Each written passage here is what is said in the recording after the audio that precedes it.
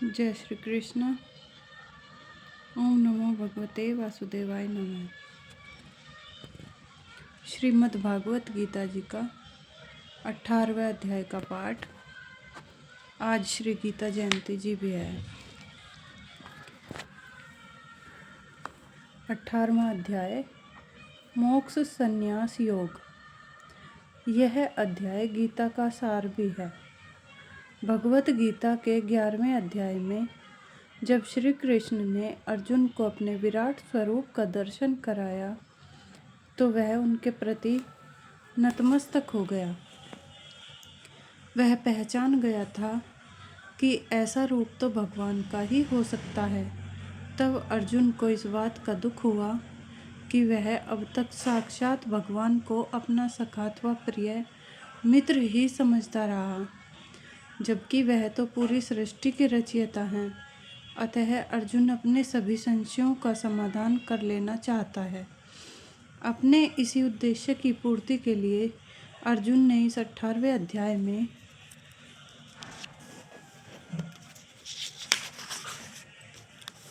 भगवान श्री कृष्ण से पूछा, हे भगवान, आपने संन्यास और त्याग के विषय में अनेक बार मुझसे कहा है, परंतु इनकी वास्तविकता क्या है? मैं इनके तत्व को पृथक पृथक जानना चाहता हूँ। भगवान श्री कृष्ण ने अर्जुन के इस संशय का निवारण करते हुए कहा, हे अर्जुन, संसार की हर प्रिय अप्रिय वस्तु, हर कामना तथा मोह माया आदि का त्याग मेरी शरण में आना ही संन्यास है।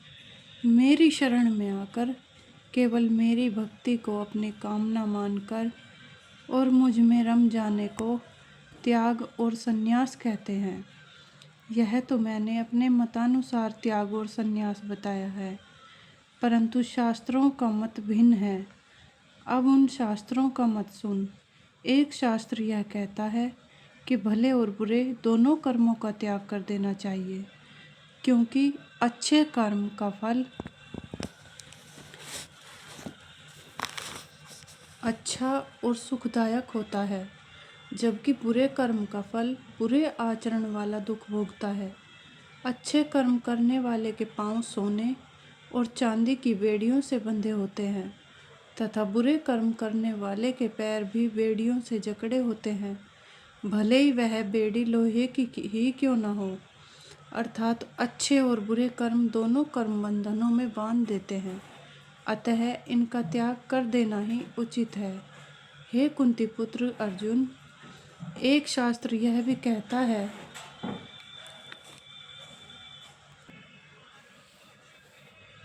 कि दान, यज्ञ, तपस्या और स्नान आदि कर्मों का त्याग कदापि नहीं करना चाहिए, क्योंकि यह पवित्रता के अंश हैं।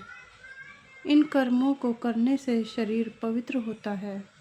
हे धनंजय, अब मैं तुझे अपने मत का त्याग बताता हूँ। त्याग 3 प्रकार के होते हैं। सर्वप्रथम दान, यज्ञ, तपस्या और स्नान आदि प्राणी को पवित्रता प्रदान करते हैं। विवेकशील और बुद्धिमान प्राणी इन्हें नहीं त्यागते।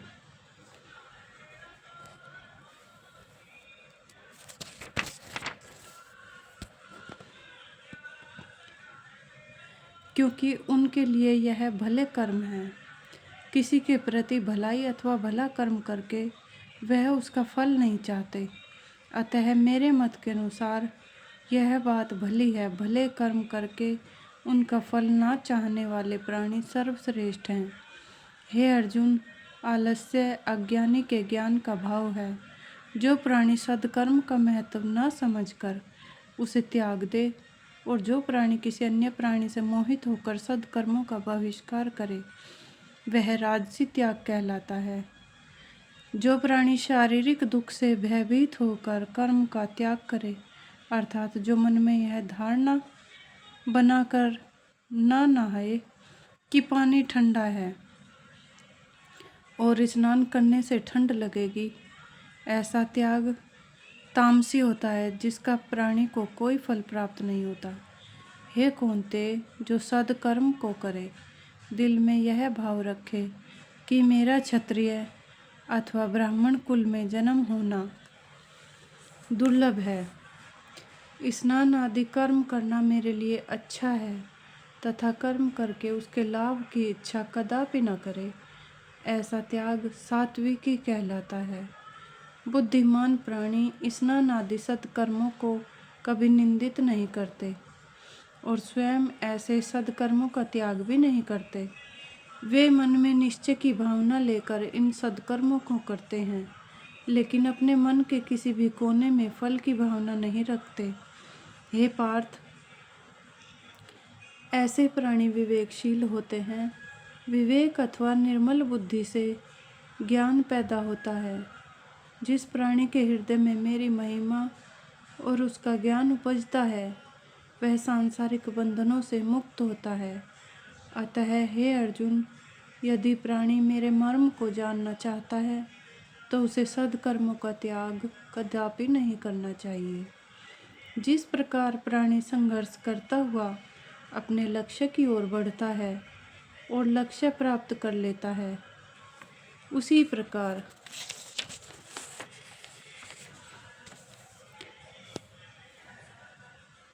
सद्कर्म भी संघर्ष के मार्ग की ओर चला जाता है।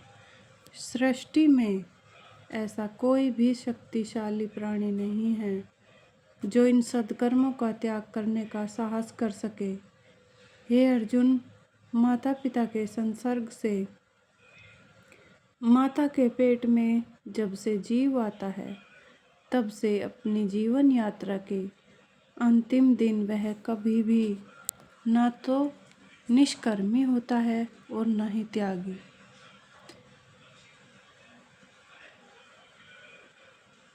अतः हे पार्थ, जो प्राणी अपने समस्त सद्कर्म मुझे समर्पित करे और किसी भी प्रकार के फल की चाह मन में उपजने न दे, ऐसा प्राणी निष्कर्मी और त्यागी होता है।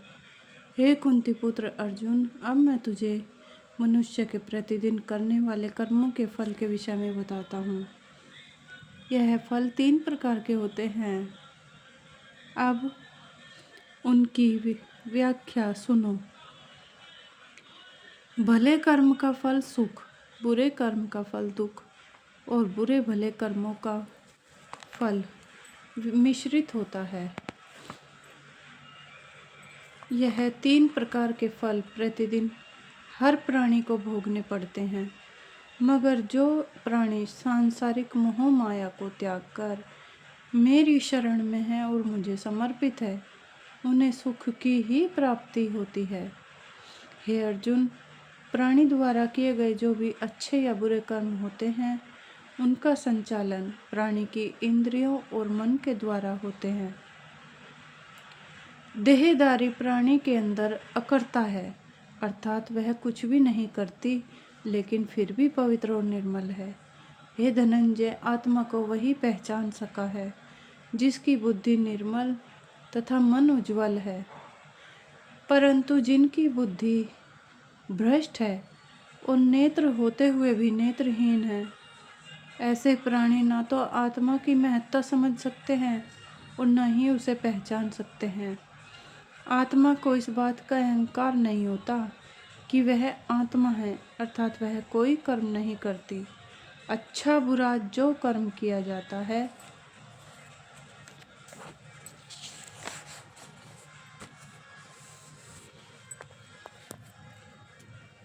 उसका दोषी मन और इंद्रियां होती हैं। वस्तुतः आत्मा निराकार है, उसे कोई देख नहीं सकता और वह जब चाहे प्राणी को मार सकती है। उसे किसी भी कर्म का बंधन नहीं है। हे पार्थ, अब मैं तुझे ज्ञान, कर्म और कर्ता के विषय में बताता हूँ। ये तीनों 3 ही प्रकार के होते हैं। सर्वप्रथम मैं तुझे सात्विक ज्ञान के विषय में बताता हूँ। इस प्रकार का प्राणी सर्वोत्तम होता है, क्योंकि उसका ज्ञान असीमित होता है।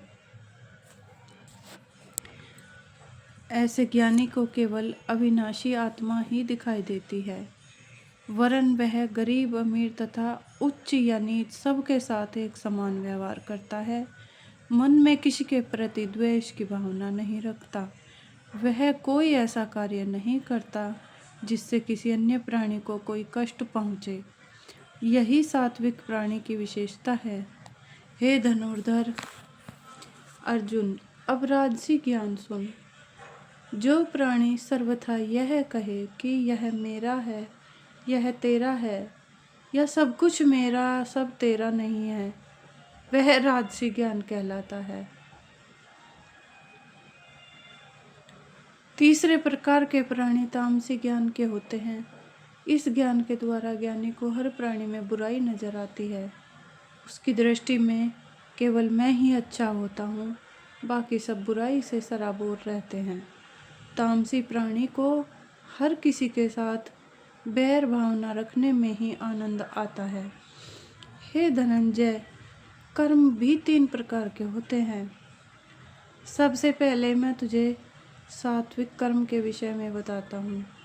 जो प्राणी अपने मन में यह धारणा बना ले कि यह कर्म मेरे योग्य हैं, शुभ हैं और दूसरों को इस कर्म से लाभ होगा, वह मन में फल प्राप्ति की कोई आशा या इच्छा न रखे, यह सात्विक कर्म कहलाता है।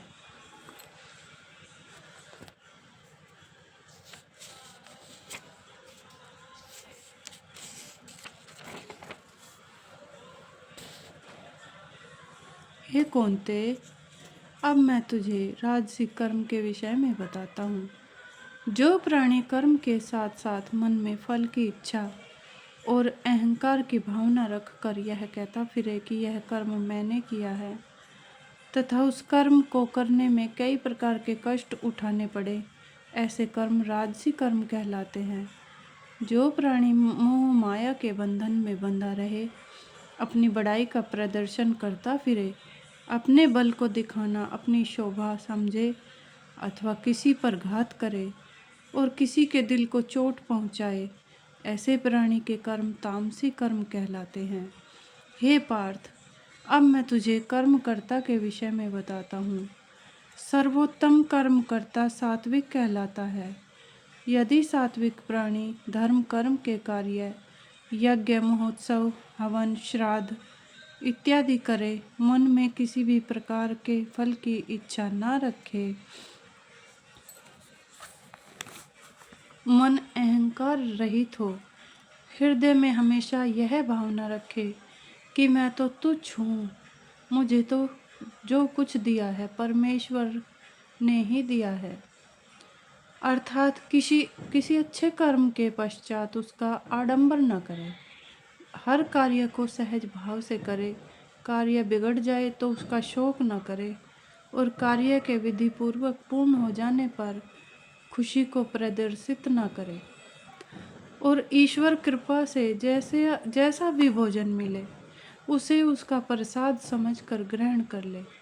ऐसे ही कर्म के कर्ता को सात्विक प्राणी कहते हैं।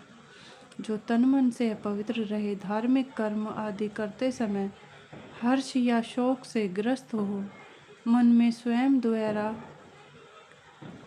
द्वारा किए गए कार्य की फल की इच्छा रखे तथा मन में इस भावना की धारणा रखे कि लोग मुझे धन्य कहेंगे, लेकिन किसी धार्मिक कार्य अथवा अन्य कारणवश धन के व्यय होने से दुखी हो,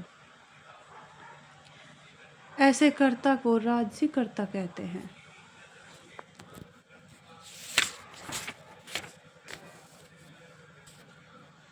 जो प्राणी शास्त्र की विधि नहीं जानता, अर्थात जिसे इस बात का ज्ञान नहीं है कि कौन सी धार्मिक विधि किस प्रकार संपूर्ण की जाए, किसी सज्जन अथवा महापुरुष के समक्ष झुकने में अपना अपमान समझे, मूर्खतापूर्ण वार्तालाप करे तथा किसी के साथ प्यार अथवा मैत्रीपूर्ण संबंध न रखे, ऐसे प्राणी तामसी कर्ता कहलाते हैं। हे पांडुपुत्र अर्जुन, अब मैं तुझे 3 प्रकार की भक्ति और दृढ़ता के विषय में बताता हूँ। जिस प्राणी की बुद्धि प्रखर होगी वह अपने गृहस्थ जीवन को खुशहाल बना लेगा। जो प्राणी अच्छे कर्म को अच्छा समझे और बुरे कर्म को बुरा जाने, उसे यह ज्ञान कि किस कार्य से मुक्ति प्राप्त होगी और किस कार्य के द्वारा वह बंधनों में बंधता चला जाएगा। जो अपनी बुद्धि और विवेक से इस तत्व को जान जाएगा अथवा ज्ञाता होगा, वही ज्ञानी सात्विक बुद्धि वाला होगा। जो व्यक्ति अपनी बुद्धि के द्वारा धर्म को अधर्म और बुरे कार्य को भला समझे, ऐसे प्राणी राजसी बुद्धि वाले होते हैं।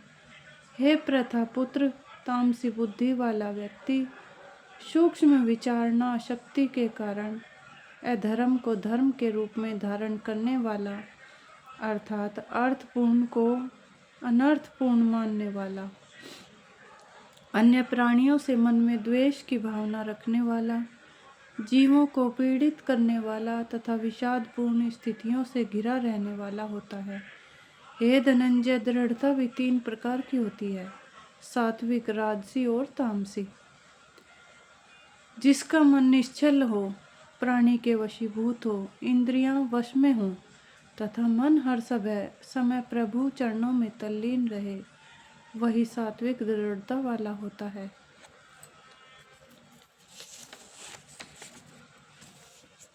जिस प्राणी का मन अपने धर्म में हर प्रकार से दृढ़ रहे, जिस कार्य को करने का मन बना ले उसे दृढ़ता से पूरा करे। यदि धन कमाने का दृढ़ निश्चय कर लिया तो खूब धन संचय करे तथा किसी कार्य में दृढ़ता अपना कर उस पर खरा उतरे, ऐसा प्राणी राजसी दृढ़ता वाला होता है। जो हर समय निद्रा मग्न होते हैं, निद्रा ही जिनका भूत भविष्य और वर्तमान है, और जो हर समय चिंता मग्न रहते हैं तथा हर प्राणी के साथ कलह करते हैं, ऐसे प्राणियों को तामसी दृढ़ता वाला जानो। हे भरतवंश, जब प्राणी सांसारिक वस्तुओं के प्रति आसक्त का त्याग करके मन, प्राण व इंद्रियों के द्वारा भगवत चिंतन करता है, उस समय उसकी आस्था सात्विक कहलाती है। जब प्राणी की आस्था धर्म, अर्थ तथा काम में होती है, तब वह आस्था राजसी कहलाती है। जब प्राणी की आस्था का झुकाव दुष्ट प्रवृत्तियों की ओर होता है, तब वह भ्रष्ट और तामसी आस्था कहलाती है। इस आस्था और अवस्था में प्राणी भयग्रस्त, चिंतित और विक्षिप्त जैसा कष्ट भोगने वाला हो जाता है। हे अर्जुन, सुख के भी 3 रूप होते हैं, सात्विक सुख, राजसी और तामसी सुख। ऐसा सुख जिसमें प्राणी भगवत भजन, भगवत दर्शन तथा पूजा अर्चना नियम अनुसार करता है और जिसके प्रभाव से उसके अनिष्टों का नाश होता है, उसे सात्विक सुख कहते हैं। ऐसा सुख पाने के लिए प्राणी को प्रारंभिक अवस्था में काफ़ी विचित्र सा प्रतीत होता है। उस समय उसका मन पूजा अर्चना एवं आस्था में नहीं लगता। ऐसी अवस्था में उसे ये सब कर्म दुविधा का आभास कराते हैं, लेकिन जब उसे इन कर्मों का अभ्यास हो जाता है और वह भगवत भक्ति में तल्लीन हो जाता है, तब उसे अपार सुख प्राप्त होता है। सुख और शांति की प्राप्ति होती है। भगवत भक्ति में लीन हो जाने के पश्चात उसे वही भक्ति अमृत के समान प्रतीत होने लगती है। इस सुख को ही सात्विक सुख कहते हैं। प्राणी सांसारिक विषयों का इंद्रियों द्वारा भोग करता है। इस भोग की अवस्था के शुरू में प्राणी को अपार सुख मिलता है। यह सुख उसे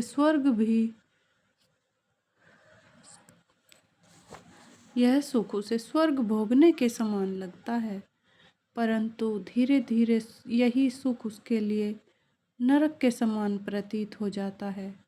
यह सुखदायक साधन वृद्धावस्था में दुखदायक हो जाते हैं। अतः इस सुख को राजसी सुख कहते हैं। हे अर्जुन, जिस सुख को भोगने के समय आत्मा की अनुरक्ति हो जाए, अर्थात बेसुध निद्रा में आलस्य, असावधानी, प्रभु की ओर से विमुखता तथा हर प्राणी को शंकामय दृष्टि से देखना, तामसी सुख कहलाता है। हे अर्जुन, अब आगे सुन। स्वर्ग से लेकर पृथ्वी लोक, पाताल लोक और नागलोक आदि सभी लोक माया से उपजे हैं। इसलिए ये सत्व रज तम आदि माया के गुणों से आबद्ध रहते हैं। इन लोकों में रहने वाले प्राणी भी तीनों गुणों से युक्त होते हैं। इसलिए हे भरतवंशी अर्जुन, ब्राह्मण, क्षत्रिय, वैश्य व शूद्र पूर्व जन्मों के कर्म संस्कारों के कारण ही अलग अलग योनियों में जन्म लेते हैं। प्रत्येक वर्ण के गुण उनके संस्कारों के अनुसार होते हैं और उनका स्वभाव भी पूर्व जन्म के अनुसार होता है। अर्थात ब्राह्मण योनि में जन्मा प्राणी उचित कर्मों में ही संलग्न रहता है। इसी प्रकार क्षत्रिय, वैश्य एवं शूद्रों का स्वभाव भी उनकी योनि के अनुसार होता है। हे पार्थ, अब मैं तुझे इन सब के स्वभाव की प्रक्रिया के विषय में बताता हूँ। तप करना, इंद्रियों को वश में रखना, पवित्रता के साथ रहना, भजन करना, हृदय में कोमलता एवं क्षमा भावना रखना और गोविंद में तत्व बुद्धि से परमेश्वर को जानना आदि ब्राह्मण के स्वाभाविक धर्म हैं। क्षत्रिय के स्वाभाविक धर्म के विषय में बताता हूँ। तेजस्वी, शूरवीर, युद्ध में पीठ न दिखाना, बुद्धिमान, दानी और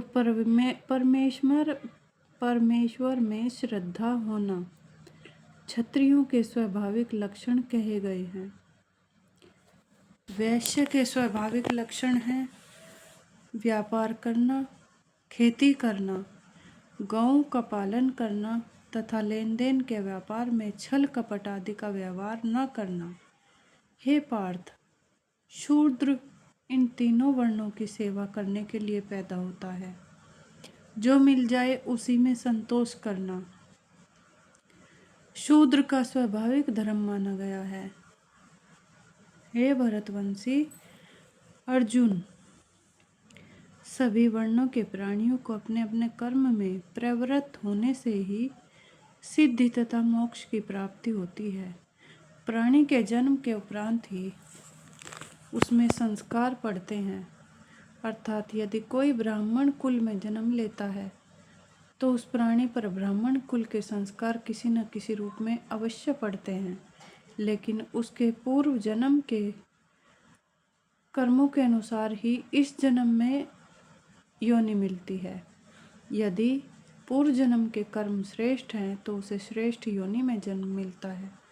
यदि प्राणी ब्राह्मण कुल में जन्मा है तो और पूर्व योनि के कर्महीन है तो वह हीन कर्मों में ही लिप्त रहता है। लेकिन ऐसा भी हो जाता है कि प्राणी शूद्र वर्ण में जन्म लेकर भी ब्राह्मणों के समान कर्मों में लीन रहता है। अतः प्राणी के कर्म संस्कार ही वर्तमान जीवन में उसके साथ रहते हैं, जिनका प्रभाव उस पर पड़ता है। हे अर्जुन, इस प्रकार मैंने ये चारों वर्णों के स्वाभाविक धर्म कहे हैं। प्राणी अपने अपने कर्मों को करके अवश्य ही अच्छी सिद्धि को प्राप्त करता है। जो प्राणी अपने अपने कर्मों में दृढ़ रहते हैं वे उनका फल भी उन्हें मिलता है। पर ब्रह्म जो सारी सृष्टि का करता है और सब में समाया हुआ है, अविनाशी है, वे उसे ही प्राप्त होंगे। हे कौन्तेय, सृष्टि में जितने भी प्राणी हैं उन सब की उत्पत्ति परम पुरुष द्वारा ही हुई है। अर्थात परमात्मा में ही सृष्टि को मानना चाहिए। जिस प्रकार समूचे वातावरण में हवा व्याप्त है, उसी प्रकार सत्य आनंद प्रदाता परमपिता परमेश्वर भी सारी सृष्टि में व्याप्त रहता है। ऐसे सर्वव्यापक परमात्मा को कर्म पूजा द्वारा पूजकर प्राणी मुक्ति प्राप्त करता है। यहाँ कर्म पूजा का तात्पर्य यह है कि जिस प्रकार आज्ञाकारी बेटा अपने पिता की सेवा करता है, उसी प्रकार प्रत्येक प्राणी को एकमात्र परम पिता परमेश्वर को ही अपना सब कुछ मानकर उसी का स्मरण करते हुए तथा उसी की आज्ञा अनुसार तन, मन और वचन से अपने वर्ण को ध्यान में रखते हुए कर्म करते रहना चाहिए।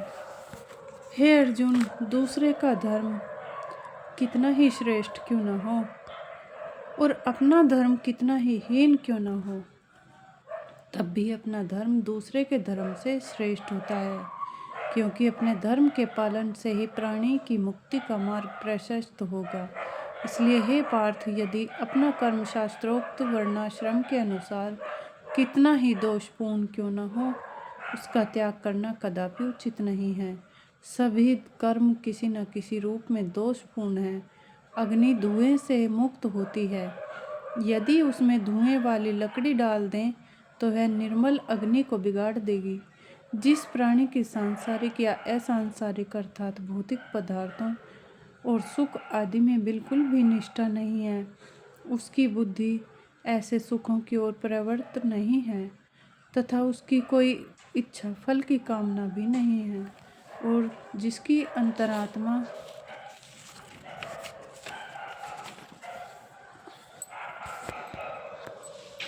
पवित्र है, ऐसा प्राणी शास्त्रानुसार योग साधना द्वारा आनंद प्रदाता परम पुरुष तत्व रूप सिद्धि की प्राप्ति करता है, अर्थात उसे नारायण रूप की प्राप्ति होती है। हे पार्थ, जिस प्राणी का मन निर्मल हो गया है, जिसने आनंद स्वरूप पर ब्रह्म का ज्ञान प्राप्त कर लिया है तथा जो मेरे अंश रूप आत्म तत्व का चरम बिंदु है, अर्थात पराभक्ति या ज्ञान की पराकाष्ठा है, उसका सार तुम मुझसे समझो। हे अर्जुन, जिस प्राणी की बुद्धि पवित्र है, जिसे एकांतवास प्रिय है, जो अल्पभोगी है, मन और वाणी और देह सदैव जिसके वश में है, जो अल्प आहारी है, जो सदैव परम तत्व के स्मरण में रत रहता है, जिसका मन चलायमान नहीं होता, जो राग द्वेषों को नष्ट करके अहंकार, बल, काम, क्रोध और संग्रह को त्याग कर ममता रहित एवं शांत अंतःकरण हो जाता है, वही सच्चिदानंद घन ब्रह्म में एकाकी भाव होने से न तो किसी वस्तु के लिए शोक करता है और न ही किसी वस्तु की आकांक्षा अपने मन में रखता है, क्योंकि किसी वस्तु की प्राप्ति का भाव उसके मन में कभी उत्पन्न नहीं होता। ऐसा प्राणी सृष्टि में विचरने वाले सभी जीवों के प्रति समान बुद्धि वाला होता है। हे कुंते, जो प्राणी समदर्शी एवं समबुद्धि वाला होता है, वही मेरी परम भक्ति अर्थात ब्रह्म स्वरूप के प्रति निष्ठा प्राप्त करने में सक्षम होता है। ऐसे ही प्राणी परम सिद्धि के अधिकारी होते हैं। इसलिए हे अर्जुन, जिस प्राणी को मेरी परम भक्ति तथा सिद्धि प्राप्त हो जाती है, वह मेरे कर्मों को भली भांति जान लेता है। जो मेरे कर्मों को जान जाता है, वह मेरे स्वरूप को सृष्टि के हर जीव में देखता है। ऐसे प्राणी की दृष्टि में समूची सृष्टि कृष्णमय हो जाती है। अंततः वह मुझ परमानंद स्वरूप में लीन हो जाता है।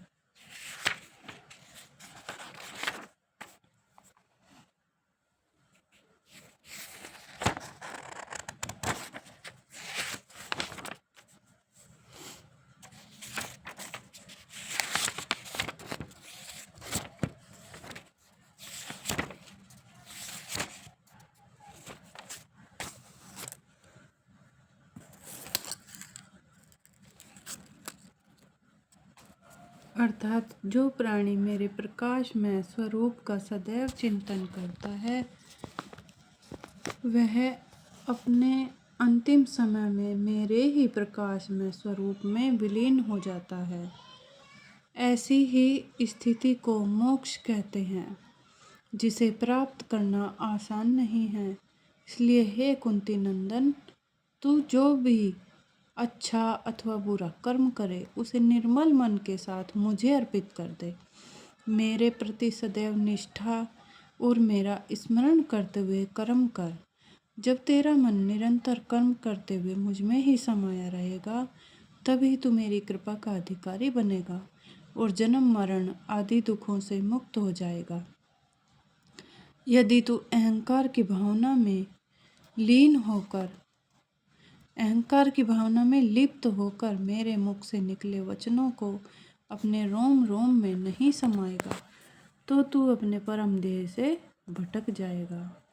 हे अर्जुन, यदि तू अहंकार वश युद्ध नहीं करना चाहता अथवा यह सोचता है कि युद्ध करना तुझे शोभा नहीं देगा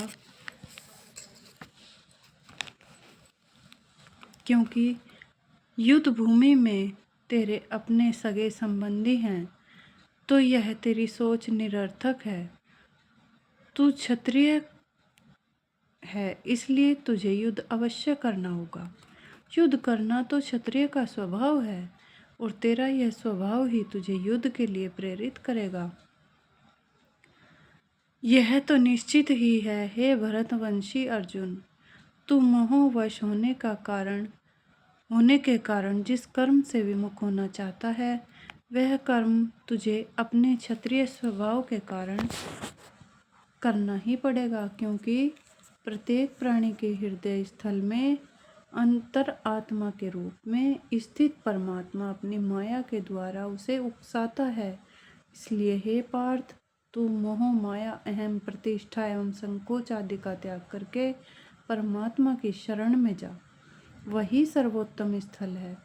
अपने जीवन का अंतिम लक्ष्य ईश्वर को ही मानकर प्रेम पूर्वक उसके नाम प्रभाव स्वरूप का ध्यान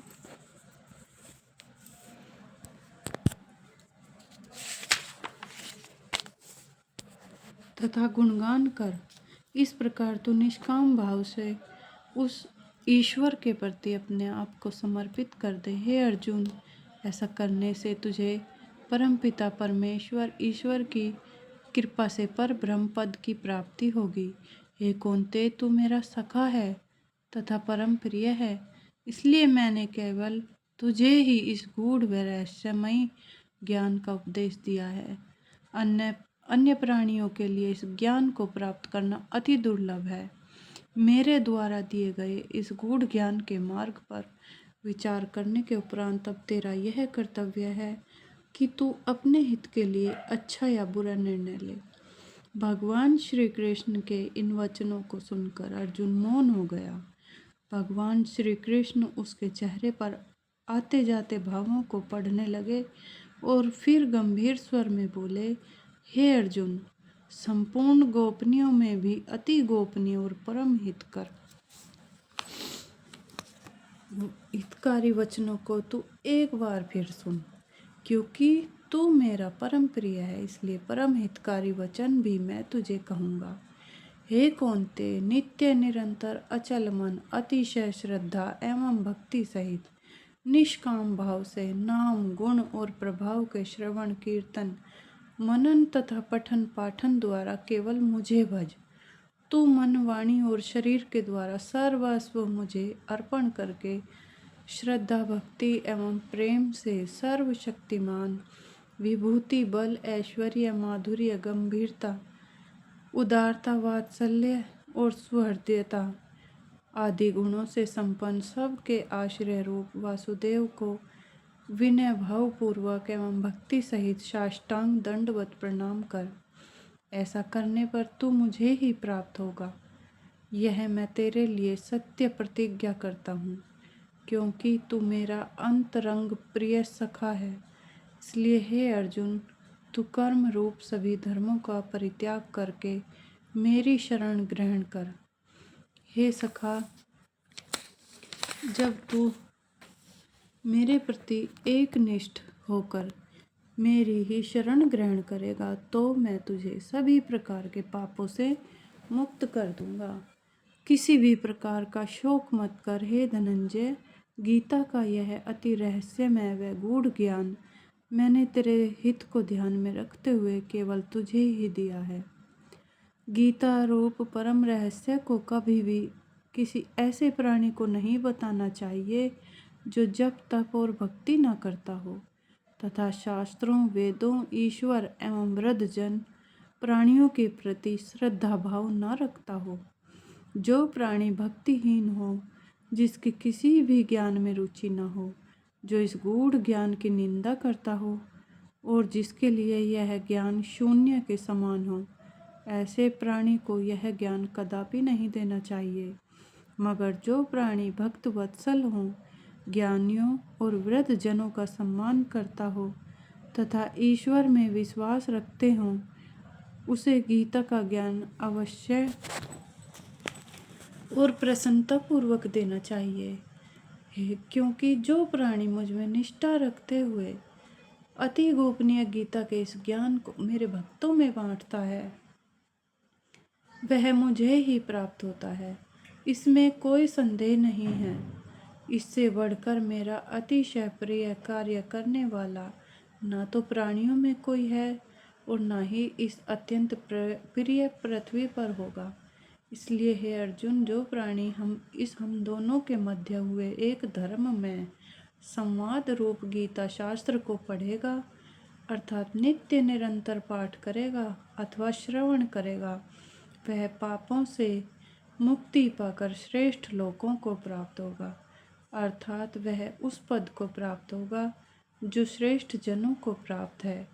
इस प्रकार गीता का महात्म्य कहकर भगवान श्री कृष्ण ने अर्जुन से प्रश्न किया, हे भरतवंशी अर्जुन, मैंने जो कुछ भी तुझसे कहा, क्या तूने उसे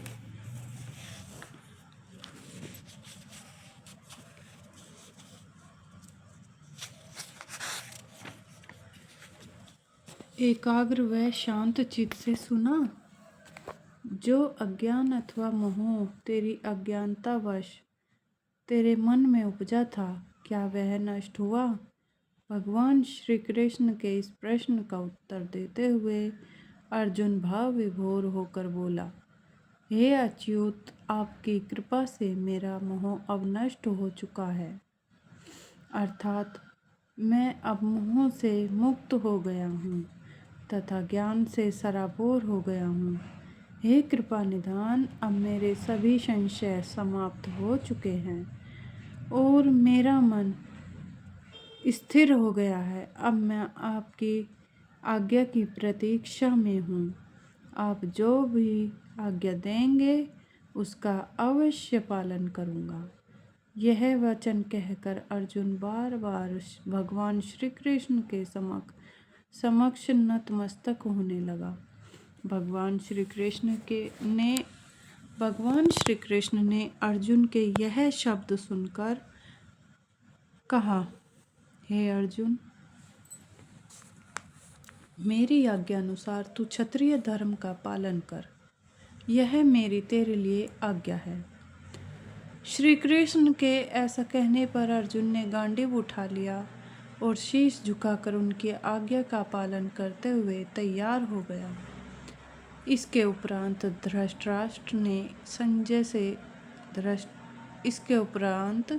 धृतराष्ट्र से संजय बोला, हे राजन, भगवान श्री कृष्ण एवं अर्जुन के बीच हुए रोमांचित संवादों को सुनकर मैं धन्य हो गया। मैं महर्षि वेद व्यास जी का भी कृतज्ञ हूँ, जिनकी असीम कृपा द्वारा मुझे दिव्य दृष्टि की प्राप्ति हुई। इसके बल पर मैं उस गूढ़ और महान ज्ञान को साक्षात भगवान श्री कृष्ण के मुखारविंद से सुनने में सक्षम हुआ। इसलिए हे राजन, मैं भगवान श्री कृष्ण और अर्जुन के इस रहस्यमय कल्याणकारी और चमत्कारिक संवादों को बार बार स्मरण करके हर्षित होता हूँ, याद करके खुश होता हूँ। हे राजन, भगवान श्री कृष्ण ने अर्जुन को जैसा विशाल और चतुर्भुज रूप दिखाया था, उसे बारंबार स्मरण करके मुझे आश्चर्य और हर्ष हो रहा है। हे राजन, जहाँ श्री कृष्ण के रूप में साक्षात नारायण उपस्थित हैं और गांडीव एवं धनुषधारी अर्जुन है, वहीं पर विजय श्री विभूति और अचल नीति है। यह है गीता के 18वां अध्याय का पाठ। ओम नमो भगवते वासुदेवाय नमः। जय श्री कृष्ण। जय श्री कृष्ण। जय श्री कृष्ण। श्रीमद् भागवत गीता जी की जय।